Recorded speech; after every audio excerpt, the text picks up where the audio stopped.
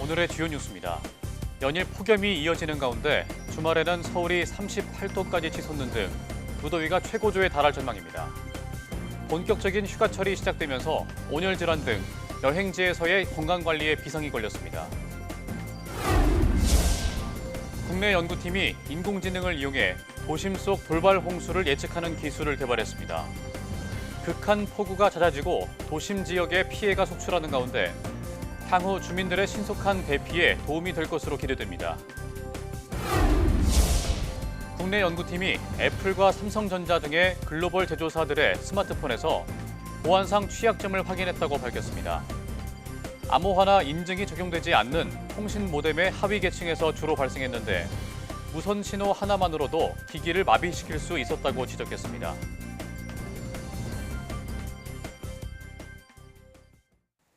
여러분 안녕하십니까? 사이언스투데이 시작합니다. 전국 대부분 지역에 폭염특보가 발효되면서 위기경보가 심각 단계로 상향됐습니다. 행정안전부는 폭염 위기경보 수준을 심각으로 올리고 중앙재난안전대책본부 1단계를 가동해 비상근무 체제로 돌입했다고 밝혔습니다. 폭염 심각 단계는 전국 지역 40%에서 하루 최고 체감온도가 35도 이상인 상태가 사흘 이상 계속될 것으로 예상할 때 내려집니다. 중대본은 관계 부처와 지자체에 폭염 피해 최소화를 위해 범정부 차원의 총력 대응을 주문했습니다. 폭염에 차량 내 실내 온도가 90도까지 치솟을 수 있어 주의가 필요합니다. 한국교통안전공단은 차량이 야외에 주차된 상태에서 직사광선에 노출되면 실내 온도가 90도까지 치솟을 수 있고 이런 환경에 전자기기와 보조 배터리, 라이터 등을 방치하면 폭발하거나 가열돼 불로 이어질 위험이 크다고 강조했습니다. 공단은 관련 실험을 했더니 창문을 조금만 열어도 대시보드 온도는 6도, 실내 온도는 5도 낮아지는 것으로 나타났다고 밝혔습니다. 또 앞유리창에 햇빛 가리개를 장착하면 대시보드 온도는 20도, 실내 온도는 2도 떨어졌습니다.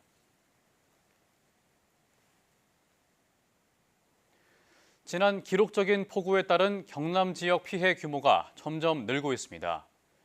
경상남도는 범람했던 하천의 체계적 관리를 위해 국가하천 지정과 퇴적물 준설을 위한 국비 지원 등을 정부에 건의했습니다. 박정혁 기자가 보도합니다.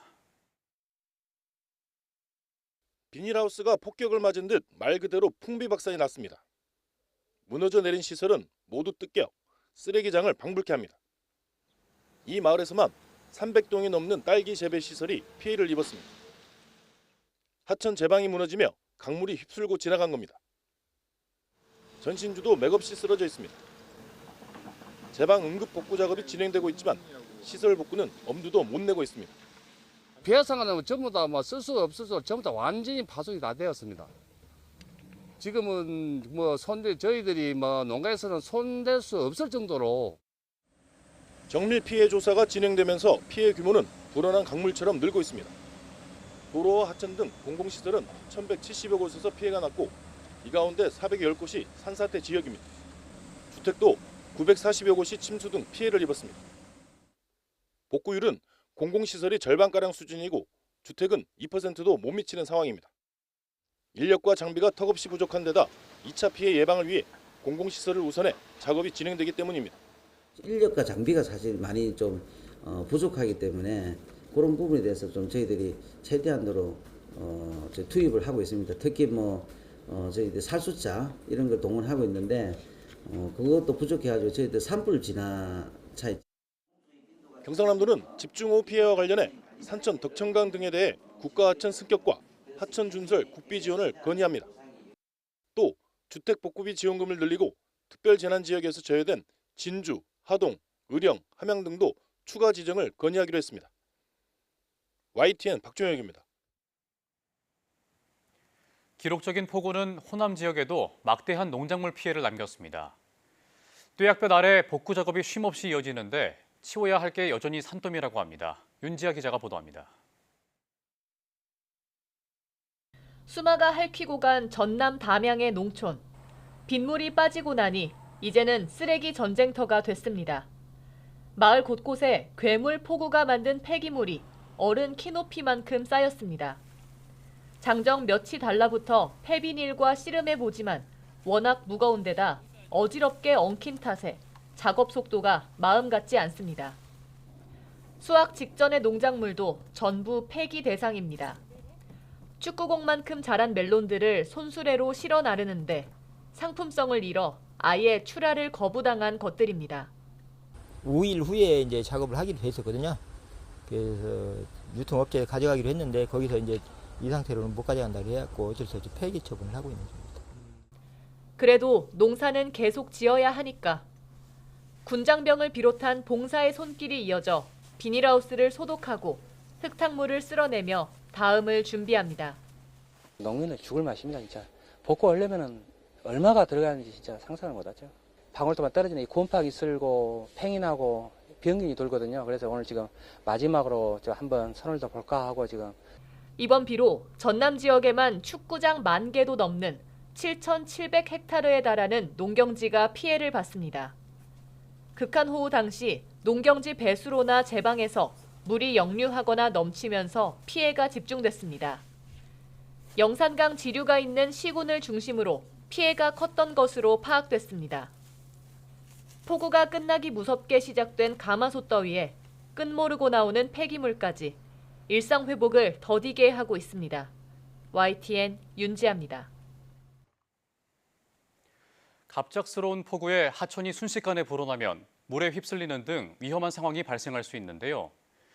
국내 연구팀이 인공지능을 이용해 도심의 돌발 홍수를 예측할 수 있는 기술을 개발했습니다. 인두솔 기자가 보도합니다. 이번 기록적 폭우 피해 도심 지역도 예외는 아니었습니다. 도로는 금세 물에 잠기고 차량은 움직이지 못한 채 도심 한복판에 갇혔습니다.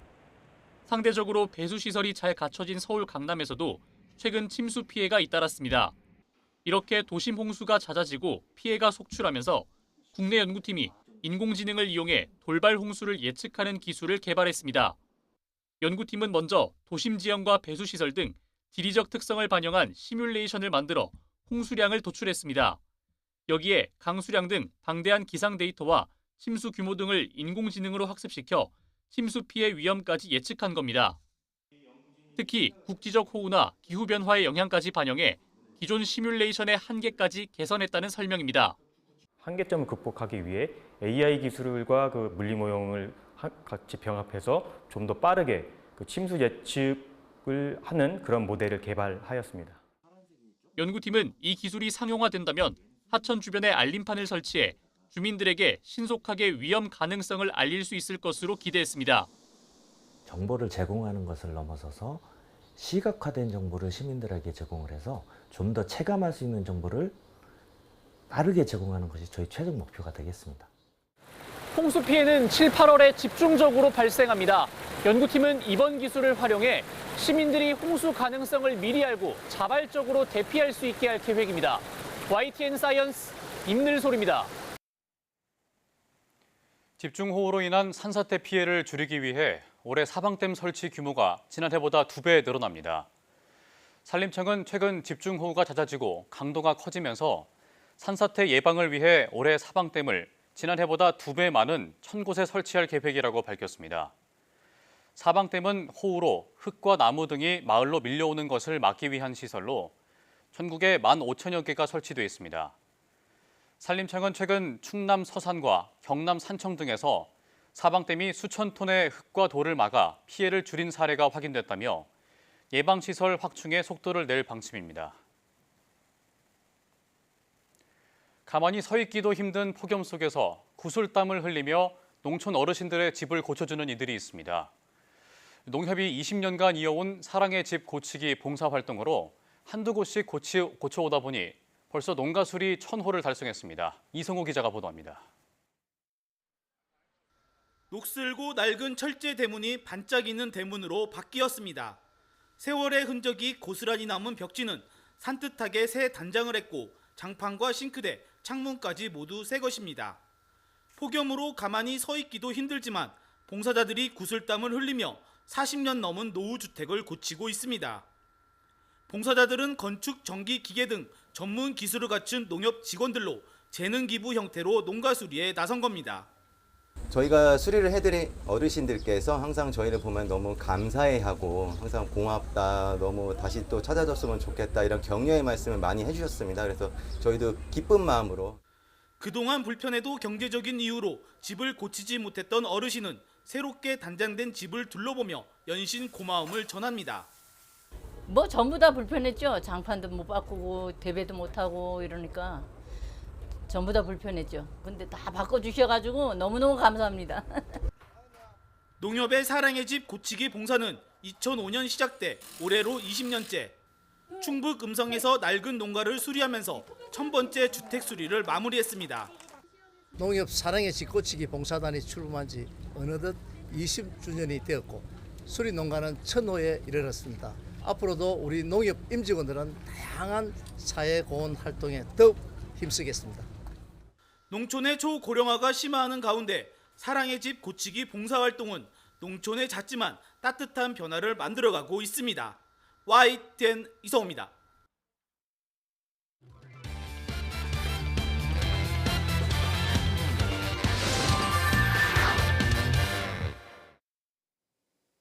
한 주간 주목할 만한 사이언스 이슈를 다 모아온 권석화입니다. 현재 7월인데 폭염과 폭우가 예전보다 빨리 찾아왔다고 느낀 분들 많으실 겁니다. 포항공대 민승기 교수 연구팀이 초고 해상도 기후 모델을 활용해 앞으로 폭우가 언제, 얼마나 자주 발생할지를 월별로 분석했는데요. 먼저 전지구 기후 모델 시뮬레이션으로 미래 기후를 예측하고 이 데이터를 바탕으로 고해상도로 우리나라 주변을 촘촘하게 들여다본 겁니다. 그 결과 하루 최대 강수량은 과거보다 최대 60mm 이상 늘었고 비가 가장 많이 오는 시기도 8월에서 7월로 한 달 정도 앞당겨진 것으로 나타났습니다. 특히 온실가스를 많이 배출할 경우 기압의 흐름이 달라지면서 비구름이 한 지역에 오래 머무는 현상이 더 뚜렷해질 것으로 분석됐습니다. 이에 따라 배출량이 적으면 비의 양이 2배, 많으면 약 3.7배까지 늘어날 수 있다고 경고했습니다. 연구진의 설명 들어보시죠. 탄소 배출을 더 많이 시킬수록 7월 달에 이런 정체전선형의 극한호우가 많이 발생한다는 것을 저희가 지금 이제 경고를 해드리고 있는데 예전에는 좀 주로 8월에 좀 많이 생겼던 이런 극한호우들이 7월 달로 앞당겨진다는 것은 확률적으로 7월에 극한호우를 겪을 수 있는 가능성이 온난화가 점점 진행되면서 더 커질 수 있다. 앞으로 다양한 기상 데이터와 예측 시스템을 활용해 폭우에 대비하는 체계를 마련하는 게 시급해 보입니다. 이어서 두 번째 소식 만나보겠습니다. 여러분, 반려견 사진 한 장으로 3D 아바타를 만들 수 있다면 믿을 수 있으신가요? 울산과학기술원 주경동 교수 연구팀이 단 한 장의 이미지로 강아지의 외형과 자세, 그리고 움직임까지 생생하게 재현하는 데 성공했습니다. 걷고 뛰고 꼬리 흔드는 동작도 너무 자연스럽지 않나요? 연구팀이 개발한 도그리코는 동물 전용 통계 데이터를 기반으로 생성형 AI 기술을 접목한 프로그램인데요. 품종별 체형과 자세까지 정밀하게 반영해 다양한 각도의 강아지 이미지를 자동으로 생성합니다. 여기에 3D 그래픽 기술인 가우시안 스플래팅을 적용해 아바타의 완성도를 한층 높였습니다. 전문가 이야기 들어보시죠. 강아지 전용 3D 통계 모델을 기반으로 강아지 중심 시점을 생성하고 강아지 시점의 품질을 자동 평가하여 신뢰도 높은 정보만을 학습에 반영하는 전략을 도입했습니다. 그 결과 단 한 장의 이미지로도 실제 강아지와 유사한 외형과 움직임을 지닌 고품질 3D 아바타를 복원할 수 있었습니다. 연구진은 이 기술을 고양이를 비롯한 다양한 동물로 확장하고 사람과 반려동물이 함께 등장하는 공동 아바타 생성 기술로도 발전시킬 계획이라고 덧붙였습니다. 이제 가상세계에서도 반려동물을 키우며 소통하는 일상이 머지않은 것 같은데요. 이 기술이 단순한 추억 저장을 넘어 메타버스와 콘텐츠 분야 전반에 새로운 변화를 가져올 것으로 기대되네요. 지금까지 사이언스 이슈 다 모아온 권석화였습니다.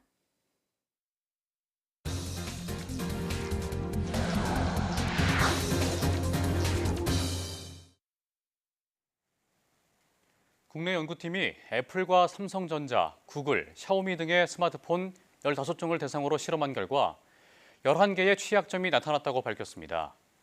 카이스트 김용대, 경희대 박철준 공동연구팀은 스마트폰 통신 모뎀의 하위 계층에서 조작된 무선 신호 하나만으로도 기기를 마비시킬 수 있는 보안 취약점을 발견했다고 말했습니다.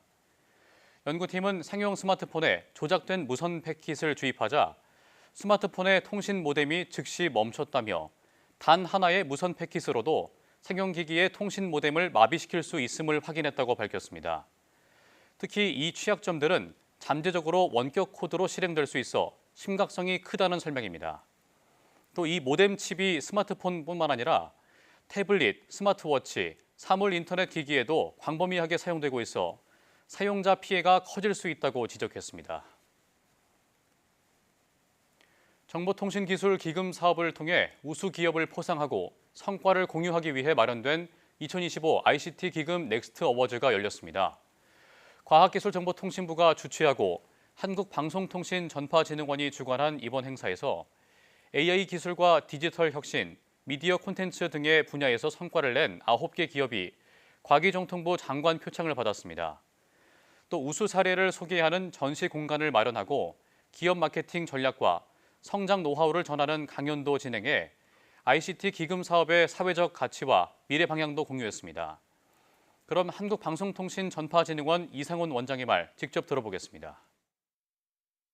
50개 우수한 기업 그리고 또 잠재적인 성공 가능성이 높은 기업들까지 포함해서 우리 기업들이 해외에 더 많이 진출하고 또 더 사업을 좀 빨리 비즈니스의 발전을 지원하기 위해서 여러 다양한 지원 사업을 지금 준비하고 있습니다. 연구개발 혁신을 위한 민간 자문단인 진짜 R&D 만들기 위원회 첫 회의가 과학기술정보통신부 박인규 과학기술혁신본부장 주재로 열렸습니다. 이번 회의에서 위원회는 혁신 방안의 기본 원칙으로 민간 전문성에 근거한 R&D 기획과 투자, 평가 체계 구축, 연구자에 대한 자율적 생태계 조성 등을 제시하고 관련 논의를 이어가기로 했습니다. 과기정통부는 민간 자문단 등 연구 현장의 다양한 목소리를 반영한 연구개발 생태계 혁신 방안을 오는 9월 중 수립할 계획입니다. 폭우 뒤 찾아온 폭염에 신선식품 가격이 요동치고 있습니다. 침수 피해에 이어 고온까지 농작물 작황에 악영향을 주면서 수급 불안과 물가 상승 우려가 커지고 있습니다. 오동건 기자가 취재했습니다. 과일과 채소 등 신선식품을 고르는 소비자들. 최근 고공행진 중인 수박 가격에 놀랍니다. 이틀에 한 통씩 먹고 있어서 지금 또 사러 나온 건데 좀 부담이 되는 것 같습니다. 폭우 뒤 찾아온 폭염에 신선식품 물가에 빨간불이 켜졌습니다. 지난 15일 3만 원을 돌파한 수박은 평년보다 약 30% 오른 3만 원대 안팎을 기록 중이고 풋고추도 36% 올랐습니다. 그런데 앞으로가 더 걱정입니다. 지난 16일부터 쏟아진 폭우에 농작물 침수 피해가 크기 때문입니다. 고추 재배 지역 343헥타르가 물에 잠겼고 수박 주산지인 충남 예산과 부여를 비롯해 다른 여름 과일인 멜론과 포도의 피해 규모도 무시할 수 없는 수준입니다. 일단 수박의 경우는 비 피해가 없는 다른 주산지 작황은 좋은 것으로 파악됐습니다. 7월 하순과 8월 상순에 주로 출하될 경북 봉화나 강원 양구 지역이 작황이 양호하기 때문에 가격은 이제 7월 중순 높았던 수준에서부터 약보합세로 예상이 됩니다. 하지만 폭염에 배추와 무가 또 비상입니다. 7월 중순부터 계속 오름세인데 배추는 불과 열흘 사이 1,000원 가까이 올라 5,000원을 넘어섰습니다. 정부는 우선 지자체, 농협 등과 함께 침수 피해 농가의 복구를 신속히 돕고 병해 발생 예방을 위해 약재 지원과 현장 기술 지원 등 생육 관리를 강화할 계획입니다. 또 가격이 상승한 오이와 애호박 같은 채소와 제철 과일에 대해 할인 지원을 이어가는 등 신선식품 물가 대응에 적극 나섰습니다. 정부의 지원 대책이 추진 중이지만 기상 여건을 예상하기 어려운 상황입니다. 만약 폭염의 강도가 더 심해질 경우 이런 신선식품의 물가 관리에 어려움이 예상됩니다. YTN 오동건입니다. 민생회복 소비 쿠폰 1차 신청자가 나흘 만에 2,900만 명에 육박한 것으로 집계됐습니다. 행정안전부는 24일 자정 기준 전체 대상자의 57.1%인 2,890만 명이 신청을 마쳤다고 밝혔습니다. 지역별로는 경기가 780만 명에 달해 가장 많았고 서울과 인천, 부산 등이 뒤를 이었습니다. 이들에게 지급된 쿠폰 액수는 모두 5조 2,186억 원입니다. 쿠폰은 기본적으로 신청 다음 날부터 사용할 수 있는데 선불 카드와 종이 형태 상품권만 당일부터 쓸 수 있습니다. 민생회복 지원금이 입금된 선불 카드를 판다는 글이 중고거래 플랫폼에 올라오는 등 불법 거래 정황이 나타나자 경찰이 특별 단속에 나섰습니다. 소비 쿠폰을 사용한 것처럼 꾸며서 현금으로 받는 이른바 카드깡도 주요 단속 대상입니다. 오승훈 기자가 보도합니다. 중고거래 사이트에 민생회복 쿠폰을 검색하니 선불카드를 판매한다는 글이 여러 개 나타납니다. 민생회복 지원금 15만 원이 들어있지만 사용할 여건이 안 된다며 13만 원에 팔겠다고 적혀 있습니다. 이 같은 불법 유통 정황이 나타나자 경찰청은 소비 쿠폰 사용 시한인 11월 30일까지 특별 단속에 돌입하기로 했습니다. 우선 가게 점주가 실제로 물품을 팔지 않고 민생회복 지원금 선불카드로 결제만 한 뒤 일부 현금을 손님에게 돌려주는 이른바 카드깡을 단속합니다. 중고거래 사이트 등에서 돈을 받고 민생회복 쿠폰을 파는 건 물론 팔기로 한 뒤 돈만 챙기는 사기 행태도 단속할 계획입니다. 각 시도경찰청 사이버수사대와 반부패 경제범죄수사대 등이 특별 단속을 맡고 필요한 경우 일선 경찰서 전문 수사 인력까지 투입할 예정입니다. 경찰청은 범죄 행위로 얻은 수익금도 끝까지 추적해 기소 전 몰수 추징 보전으로 환수하겠다고 밝혔습니다. YTN 오승훈입니다. 의대 증원에 반발하며 수업을 거부해온 의대생들이 2학기부터 학교로 돌아올 수 있게 됐습니다. 그런데 교육부가 발표한 방안에 따르면 학생들은 기존 6년보다 적은 5.5년 만에 졸업하게 되고 졸업 시기에 맞춰 의사 국가시험도 추가될 것으로 보입니다. 특혜 논란은 더 불이 붙었습니다. 염혜원 기자입니다. 총장과 학장단 사이에서도 갈팡질팡했던 의대생 복귀 방안이 확정 발표됐습니다. 교육부가 총장 협의회 제안을 받아들인 건데 이미 빠진 교육과정을 얼마나 압축해서 이수할 수 있는지가 관건입니다. 이 방안에 따르면 본과 4학년들은 내년 8월, 3학년은 내년 2월이나 8월에 졸업하게 됩니다. 8월 졸업생을 위한 추가 의사 국가시험도 편성할 계획입니다. 입학한 뒤 한 번도 수업을 듣지 않은 예과 1학년과 2학년은 졸업 때까지 함께 올라갑니다. 교육부는 일단 학생들이 학교로 돌아오는 게 우선이라는 입장이지만 특혜라는 비판은 여전합니다. 국가고시를 추가해 주는 데다 의대생들의 교육기간도 이미 빠진 1년 반을 감안하면 5년 반에 그칩니다. 교육부는 수업기간은 단축됐지만 계절학기 등을 활용해 필요한 교과 과정은 모두 마치게 된다고 설명했습니다. 하지만 안 그래도 많은 의대 학습량에 소규모 토론 수업 부실화 등 교육의 질에 대한 우려도 큽니다. 또 학년제인 의대 교육 과정을 학기제로 바꾸는 학칙 개정도 필요한데 타 학과와의 형평성 문제도 녹록지 않습니다. 정부는 국가 의료교육 체계에 문제가 생길 수 있다는 점을 고려했다고 밝혔지만 스스로 정한 원칙을 깨고 매번 의료계에 끌려다녔다는 비판에서는 자유로울 수 없습니다. YTN 염혜원입니다.